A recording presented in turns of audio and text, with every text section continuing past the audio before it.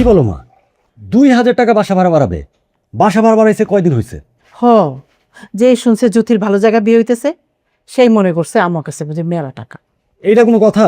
ভাইয়া তুমি না এই বাড়িওয়ালার সাথে কথা বলো, আমার কি মনে হয় জানো, ওনার মাথা নষ্ট হয়ে গেছে। দাঁড়া, আমি কথা বলতেছি। ওই হ্যাঁ। অফিস থেকে তুই কবে টাকা পাবি রে? পাত্রপক্ষ দেখতে আসতে চাইতেছে। অফিস থেকে তো টাকা দিবে, কিন্তু মা এইসব একটু সময় লাগে না? মাস দুয়েক সময় লেগে যাবে। আরে জ্যোতি বলল পাত্রপক্ষ থেকে ওর বোন আর বোনের জামে আগে দেখা যাবে, তারপর ছেলে যখন আসবে তখন বিয়া। ভাইয়া ফারদিন আমাকে কল করছিল, বলছে ওর বোন আর দুলা ভাই আমাকে দেখতে আসতে চায়, তাই আমি বলছি পরশুদিন আসতে। পরশুদিন আসবে? হ্যাঁ, তুমি আমার একটাবার জিজ্ঞেস করবো না? আমি আসতে বলছি। আরে দেখতে আসলে তো লাখ টাকা খরচ হবো না? ভাইয়া ওনাদের সামনে বসবো, একটা নতুন শাড়ি অর্ডার করি। মার আলমারি তো ভালো কোনো শাড়ি নাই। হ্যাঁ ঠিক আছে, নতুন শাড়ি অর্ডার কর, কিন্তু একটাবার আমার দেখাই নিস। তোরে দেখাবে কেন? তুই কি শাড়ি কিছু বুঝিস? তোর বোনের বড় জায়গায় বিয়ে হইতেছে, তাগো সামনে যদি একটা ভালো শাড়ি না পরা যায় তাহলে কি হয় ক?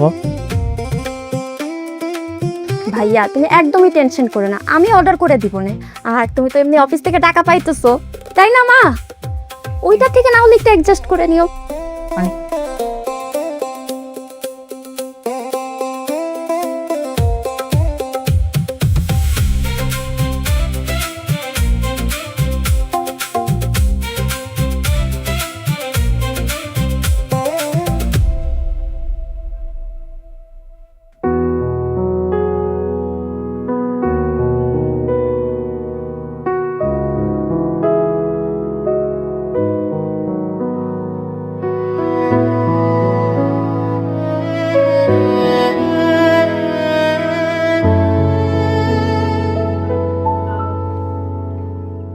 এত সকালে তুমি এখানে কি করো?